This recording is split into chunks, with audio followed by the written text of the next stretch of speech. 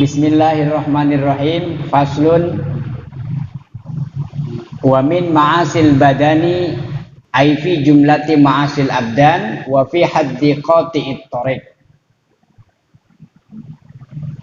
Yang kita sedang bahas adalah tentang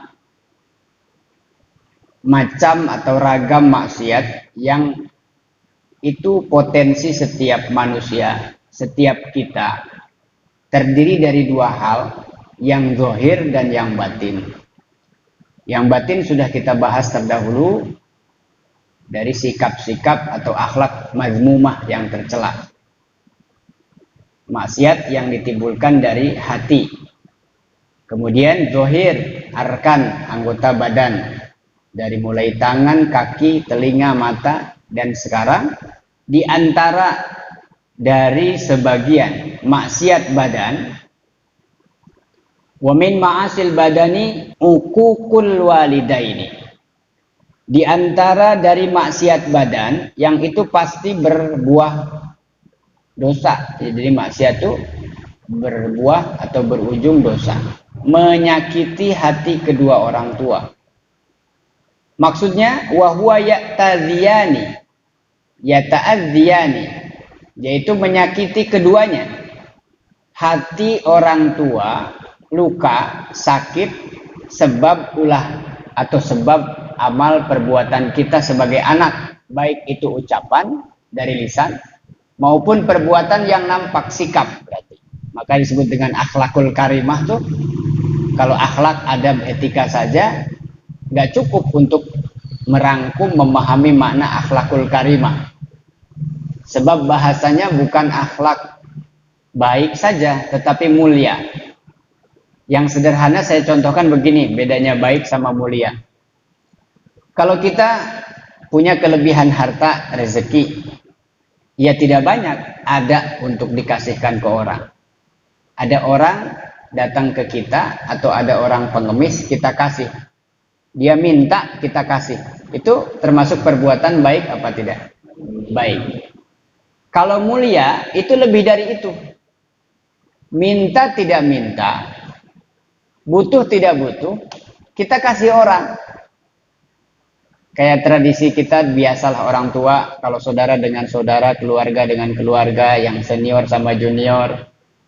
Keluarga tuh artinya Pak De, Bude, Paman, Bibi, kita silaturahim. Istilah yang kita sering kalau lebaran suka dapat apa? THR bahasanya. Anak-anak ajak diikut sertakan silaturahim, makan bersama, kemudian nanti dikasih amplop. Kan itu tidak melihat orang yang dikasih itu butuh dan tidak. Anak ini punya jajan apa tidak, kan nggak tanya dulu. Dalam rangka apa? Idkhalus surur. Anak ini senang, nggak besar kok ya. Yang dikasih itu diamplopin misalnya 5.000-an gitu. Kalau memang ada tuh 5.000 tuh anak girangnya luar biasa. Nah, ini idkhalus surur itu bagian daripada ibadah yang besar. Dan itu perilaku akhlak mulia. Sebab kita memberi tanpa diminta. Kalau orang minta ya jelas karena orang minta. Minta tolong, minta dibantu, pinjam dan lain sebagainya. Terus kita kasih. Atau lebih dari itu, akhlaknya Rasulullah sudah bukan karimah tapi khuluqun azim. Akhlak baik, akhlak mulia, paling tingginya azim. Kalau sudah azim itu agung, luhur. Tidak ada yang bisa menandingi akhlaknya Rasulullah karena terangkum di dalam Al-Quran. Khuluquhul Quran. Apa contohnya? Bagaimana Rasulullah bisa bersikap, berperilaku bijaksana kepada semua orang, baik yang menyakitinya maupun yang mendukungnya di dalam dakwah. Yang menyakiti beliau ketika malaikat turun supaya ya Rasulullah berdoalah engkau kepada Allah maka akan kami hancurkan Taif. Sudah nyata perlawanannya ke Rasulullah, sudah nyata penghinaannya, menistakan dan seterusnya. Tapi Rasul selalu berpikir positif, husnudzon kepada Allah. Biarkan saja mereka begitu, karena hari ini mereka belum tahu apa itu Islam, apa itu Rasul, siapa itu Nabi Muhammad. Saya berharap ke depan ada anak cucu keturunannya bisa menerima Islam. Kan begitu. Positif thinkingnya begitu. Husnudzon. bahwa ada masa yang akan datang. Itu mulia sudah agung. Dalam hal ini adalah Rasulullah bersabda, qala Rasulullah sallallahu alaihi wasallam, man aqqa walidayhi faqad asallaha wa rasulah. Ini ancaman serius, warning dari Rasulullah. Man aqqa, siapa yang menyakiti, melukai ucapannya, perbuatan, sikapnya, walidayhi, siapa yang melukai hati kedua orang tuanya, faqad asallaha, maka sungguh-sungguh. Qad, kalau masuk pada fi'il mudhari, namanya artinya kadang-kadang. Al-imanu qad yazidu wa yankus. Zada yazidu. Zada bertambah, yazidu sedang atau akan bertambah. Dimasukin qad yazidu artinya kadang-kadang. Iman itu kadang naik, kadang turun. Itu sifatnya. Lagi semangat, semangat. Lagi malas, malas. Itu yang memang hawa nafsu setan begitu. Maka yang dianjurkan adalah istiqomah tuh stabil. Dalam berbagai keadaan, situasi bagaimanapun, dalam konteks iman yang lebih luas, ittaqillaha haitsuma kunta. Dalam situasi keadaan bagaimanapun.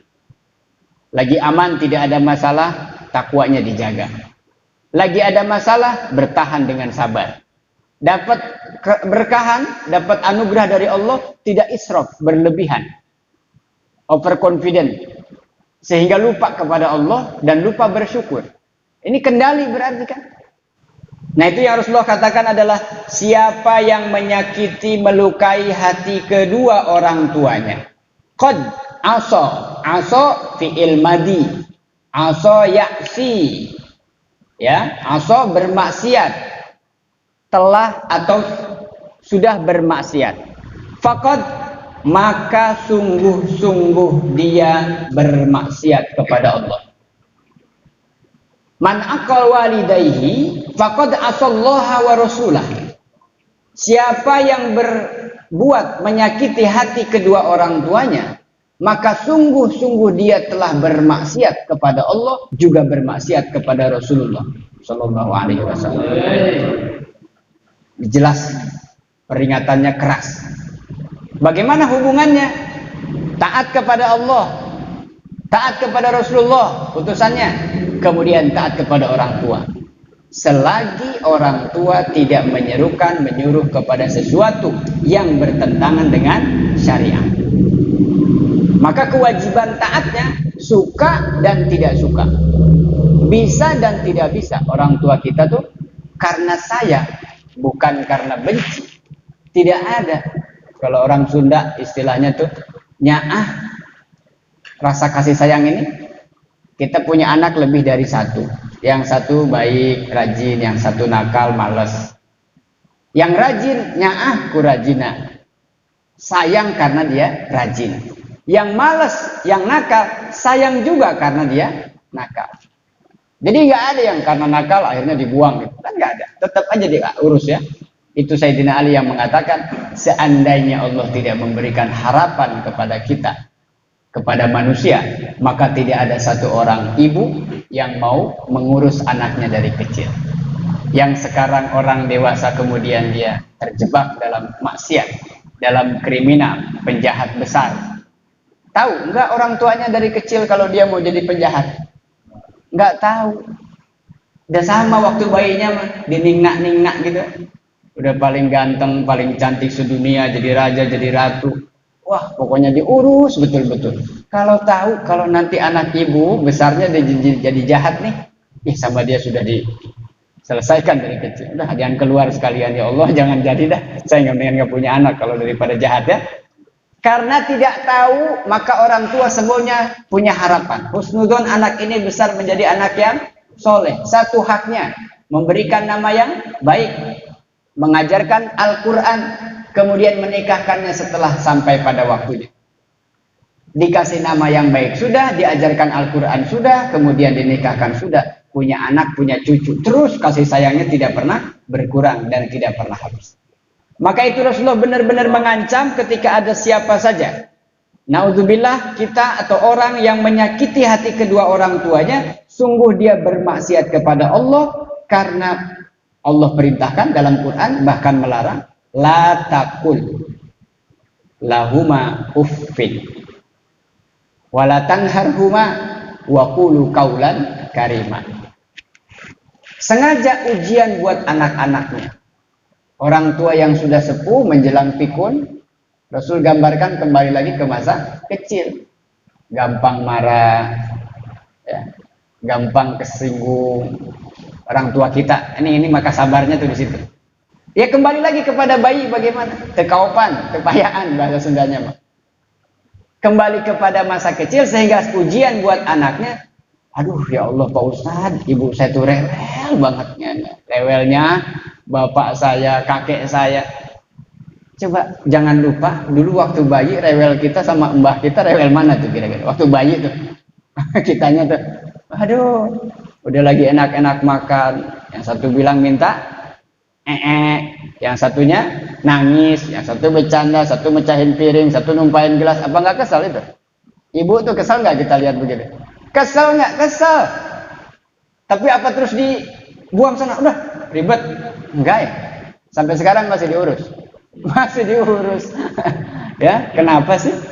Kasih sayang. Itu contoh kecil yang Allah turunkan rahmat 100 diciptakan, 1 diturunkan ke dunia, dibagi untuk semua makhluk. Bahkan hewan bisa sayang sama anaknya. Itu adalah rahmat Allah yang dibagi-bagi. Itu ancaman yang perlu kita hindari. Jangan sedikit pun, kalaupun terjadi Pak Ustadz, kan manusia suka lupa, saya suka emosi terpancing. Kalau ayah ngomong begini saya kesinggung, terus saya bentak, marah, sampai akhirnya orang tua tersinggung, orang tuanya marah. Apa? Sebaik-baik orang-orang yang berdosa, yang bersalah, dia meminta maaf. Kemudian tidak mengulangi lagi. Dah, itu jangan diulang. Wa qala Rasulullah sallallahu alaihi wasallam, dan kemudian Rasulullah juga bersabda dalam hadis lain. Man sabba walidayhi, barang siapa yang misui. Misui itu dalam makna bahasa Jawa. Dalam bahasa Indonesianya memusuhi, mencela, menghinakan dan seterusnya. Nuzila ala jismihi jamrun bi'adadi kulli fitratin nuzilat minas sama'i ilal ardi dzukira dzalika Abul Laith bil Jawahir. Itu apa ancamannya besar? Siapa yang dia memusuhi, yang dia membenci, menghinakan kedua orang tuanya, Allah akan tampakkan pada jasad, pada badannya. Jumrun bi'adadi kulli fitratin adalah doa yang buruk atau laknat dalam bahasa agama. Setiap apa tetesan air dari hujan tidak ridho kepada seorang anak yang telah menghinakan, berbuat menyakiti hati kedua orang tua. Naudzubillah. Wal firaru minaz-zuhfi wa qati'atir rahmi, di antara juga yang termasuk maksiat badan tadi adalah menyakiti orang tuanya. Bisa dengan lisan, bisa dengan memukul dengan tangan, atau dengan sikap perilaku yang tidak mengenakan hati orang tua. Di antara maksiat adalah itu. Kemudian selanjutnya adalah wa qati'atur rahmi. Qati'atir rahmi, qati'ah memutus, ar-rahmi tali, ikatan rahim, silaturahmi atau silaturahim. Mana yang pas, yang tepat? Dua-duanya bisa, boleh. Silaturahmi atau silaturahim, sering banget pertanyaan itu. Rohmi, rahim, kasih sayang. Rohmi juga kasih sayang, sama. Silaturahim atau silaturahmi sama saja. Dalam maknanya begitu. Bahwa maksiat badan diantaranya adalah memutus tali silaturahim. Sebagaimana Rasulullah juga sering mengingatkan kita. Bahkan dalam satu riwayat hadis, 3 hari saja saudara dengan saudaranya. Karena selek, beda paham, beda pandang, beda keyakinan di dalam hal yang bersifat syariat, bukan dalam tauhid ya. Kemudian tidak saling tegur, tidak minta maaf, yang satu cuek, pokoknya macadu lah. Pantang saya ngomong duluan sama dia. Yang satu juga, sorry, 7 turunan gak akan saya maafin. Itu apa bahasa-bahasa begini, sumpah serapan? Mengikuti hawa nafsu. Setan senang. Udah biarin aja, apa sih untungnya buat kita? Dihasut sama setan. Iya juga ya. Udahlah. 3 hari saja, naudzubillah, itu ancaman dari Rasulullah serius. Nah, maka ketika ada kesalahan adalah merupakan sikap atau sifat manusia yang tidak lepas daripada salah dan lupa, tetapi solusinya adalah saling memberi maaf. Kemudian wa idza'il jari, menyakiti tetangganya dalam hadis banyak. La yu'minu ahadukum, tidak termasuk orang yang sempurna imannya kepada Allah dan Rasulnya adalah siapa? Mereka la yukrim hatta yukrim jaroh, sehingga mereka bisa memuliakan tetangganya. Walau kafiron, walaupun tetangga itu seorang yang kafir, amanun ada zahiron, dia bisa memberikan keamanan, nyaman kita hidup bersama dengan dia, dengan tetangga. Selagi dalam urusannya bukan agama, maka ada istilah toleransi. Selain itu tidak bisa. Mereka baik-baik saja sama kita, ya kita perbaik baik-baik. Maka perintah amal baik kepada sesama manusia, kepada tetangga, mutlak itu dari Allah.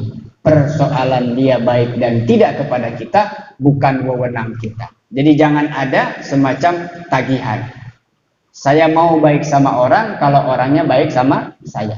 Itu nggak begitu. Akhlak mulia itu nggak gitu. Baik dan tidak. Apa Rasul ketika berbuat baik kepada orang-orang Nasrani pada saat dakwahnya mulai berkembang, dakwah mulai ramai, para sahabat membantu dengan segenap pikiran dan tenaga. Kemudian Rasul mendendam kepada orang lain. Apa ketika orang ini yang biasa menyakiti Rasul setiap hari terus dizolimi oleh para sahabat? Tidak. Termasuk Fathu Makkah, sejarah besar panjang ketika Rasul hijrah dari Makkah ke Madinah. Yang kita catat kesimpulan sedikit begini. Dari Mekah hijrah menuju Madinah dalam keadaan Rasulullah bersama dengan kaum muhajirin tertekan, diisolasi, diboikot, tidak boleh transaksi dengan kaum muslimin. Biarkan mereka mati kelaparan, biarkan tidak ada pasokan makanan. Apa di saat lemah begitu para sahabat sebagian merasa dendam, disimpan bertahun-tahun, ikut hijrah bersama Rasul ke Madinah. Maka ketika pulang dari Madinah menuju Mekah, sebagian sahabat mengatakan, "Ya Rasulullah, hadza yaumul malhamah." Ini hari pertumpahan darah. Ini hari kita membalas dendam kepada orang-orang Mekah. Kata Rasulullah, "La, bukan. Hadza la yaumul malhamah." Bukan hari balas dendam. La, hadza yaumul marhamah, hari kasih sayang. Maka karena gitu sikap Rasulullah dengan akhlak yang agung, apa yang terjadi? Idza jaa nasrullah, pertolongan Allah datang. Wal fath, terjadi Fathu Makkah. Wa ra'aitan nas, manusia semua melihat, orang-orang muhajirin kagum karena orang Mekah kemudian masuk Islam, bukan 1, 2, 3 orang, tapi berduyun-duyun masuk Islam. Itu hikmah dari apa? Sabar, tidak dan dendam. Enggak apa-apa, hari ini mungkin masih nyesek, masih kesel, masih merasa tersinggung. Berdoa kepada Allah supaya dibukakan hatinya, dilembutkan hatinya, dan kita bersikap seperti biasa saja. Kalau berlebihan terjadi pertumpahan darah, hasud. Gara-gara apa? Habil sama Qabil. Hasud, gak suka. Nah, itu hikmah daripada sabar dan tidak dendam. Ini dalam hal maksiat adalah mereka yang ketika tidak baik hubungannya dengan tetangga, walau kafirun, termasuk akhlak mana yang mengajarkan sebegitu hebat? Walaupun seorang tetangga itu adalah kafir, maka tetap kita diperintahkan untuk berbuat baik kepada mereka. Walau ada, begitupun ketika ada orang yang menyakitinya, atau kita disakiti orang, maka jangan kemudian dibalas menyakiti. Disakiti, dibalas menyakiti. Didolimi, membalas mendolimi. Nggak ada selesai sampai kapan? 7 turunan kan sering begitu. Kemudian maksiat badan juga adalah tasyabuh. Man tasyabbaha itu, tasyabbuhur rijalu, laki-laki menyerupai bin nisa'i, menyerupai perempuan. Cowok harusnya gagah, keras, kekar, kok ini gemulai. Gitu. Dari lahir. Ada yang ikut-ikutan tren. Kemudian transgender ya, diganti kelaminnya atau apa. Nah, bagaimana dengan sikap kita laki-laki yang kata Rasulullah termasuk maksiat badan adalah laki-laki menyerupai wanita, kias, otomatis begitupun sebaliknya. Jangan kemudian tidak terjadi sebaliknya. Laki-laki menyerupai perempuan yang sederhana. Misalnya begini, Pak Ustadz, ada kalau gondrong rambutnya gimana? Ada nggak aturan dalam Islam rambut gondrong? Apakah Rasulullah pernah bercerita tentang itu? Tapi satu, kalau mau digondrongkan jangan dikuncir, itu batasannya. Tapi kan kalau nggak dikuncir ribet, ya jangan gondrong. Gitu ya, gampang nggak? Jangan dibikin susah. Ribet Pak Ustadz kalau yang dikuncir. Justru kalau dikuncir ada yang manggil mbak-mbak, kesinggung nggak? Gagah badannya pakai motor gede, tiba-tiba mbak cowok gitu ya, kesel lagi marah kita. Nah, ini dalam penampilan laki-laki tidak boleh menyerupai perempuan. Perkataan, ucapannya, sikapnya, bahkan pakaiannya tidak boleh. Sebaliknya juga, laki-laki menyerupai perempuan, perempuan menyerupai laki-laki.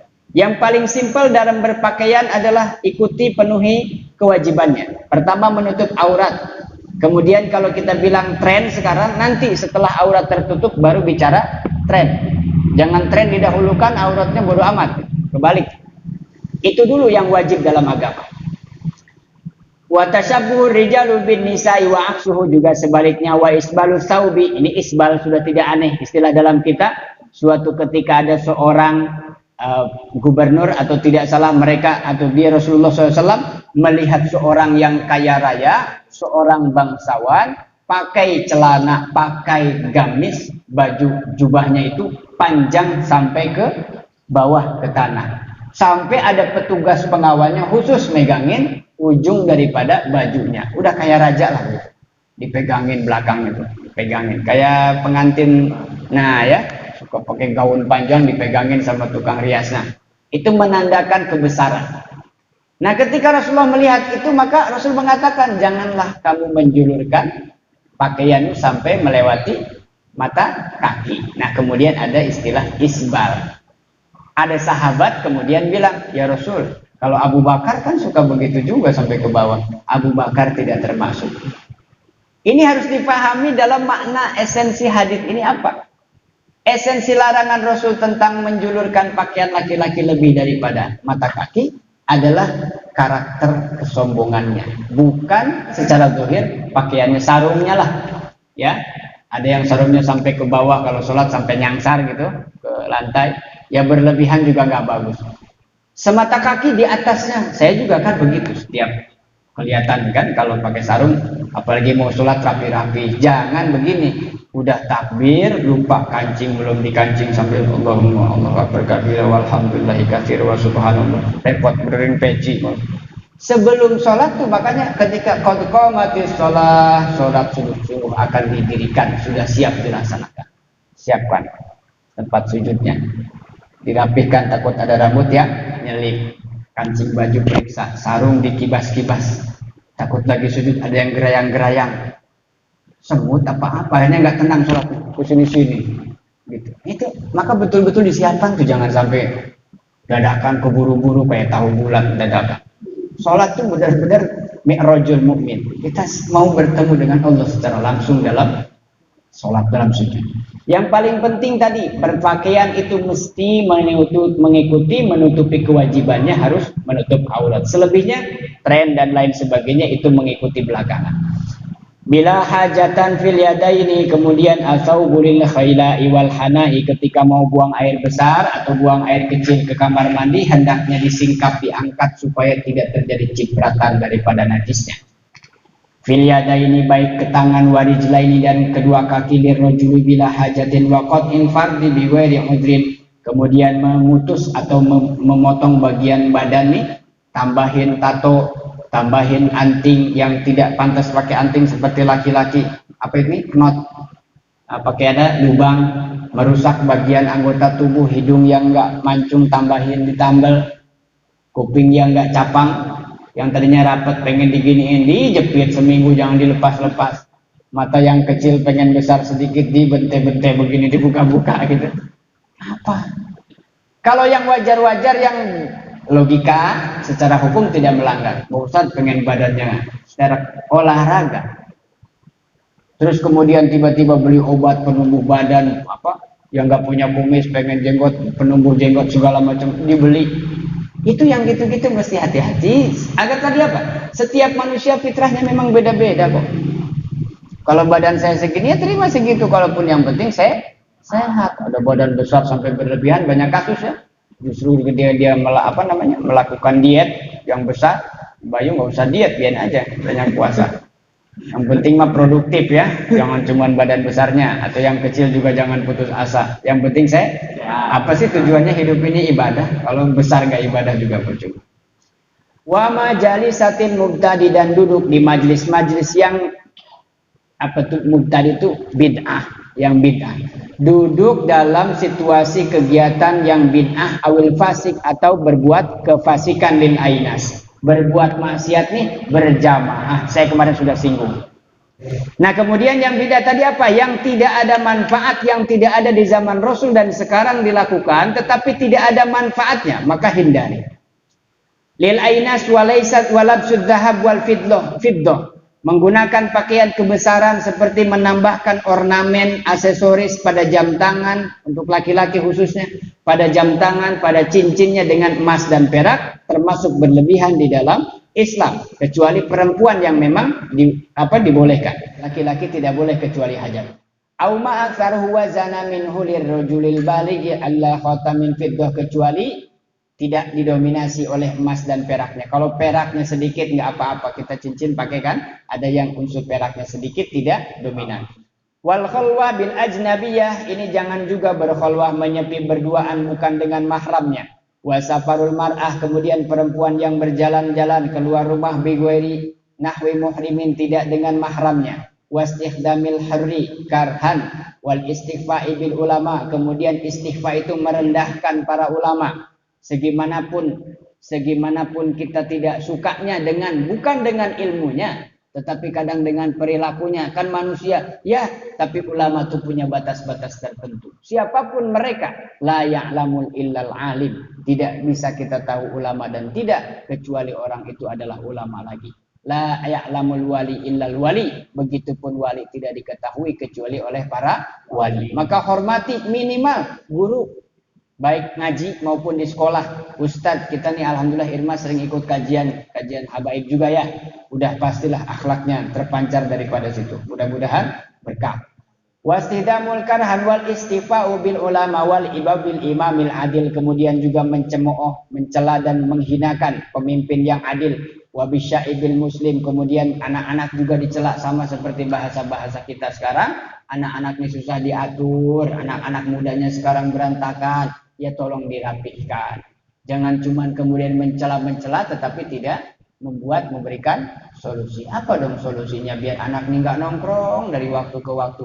Adakan kegiatan yang produktif, yang manfaat. Adakan irmas, adakan hadroh, marawis, yasinan, tahlil, kemudian ngaji rutin setiap malam Sabtu, dan besok misalnya bis maghrib ngaji setiap maghrib. Itu solusi. Jangan cuma diomelnya saja. Kita juga sama di lingkungan masjid ini, mudah-mudahan bisa saling support, membantu dalam rangka li'ilai kalimatillah, utamanya memakmurkan masjid.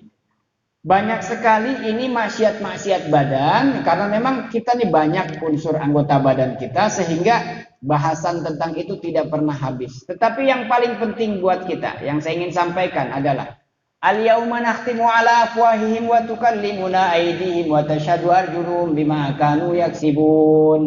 Ingat selalu bahwa suatu saat nanti di hari kiamat, ketika mulut dikunci, tangan, kaki, telinga, mata, hidung, semua bagaimana? Istighfar setiap saat.